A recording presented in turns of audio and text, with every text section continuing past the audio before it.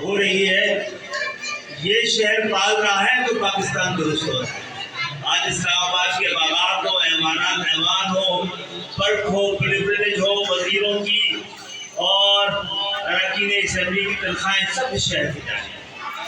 اور یہاں یہ شہر اس نے نہ صرف پاکستان بنانے والے یہاں آباد ہے، بلکہ پاکستان آج ان کی محنت، مشقت اور اس کے خون پسینے کی کمائی سے بنا ہے۔ تو انشاءاللہ تعالی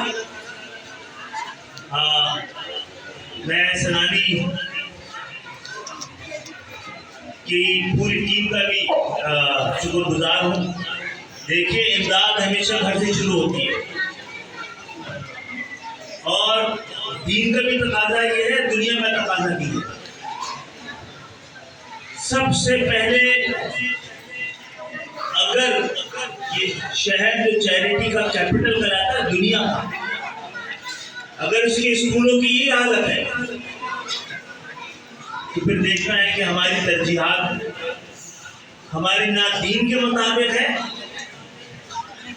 نہ عقل کے مطابق۔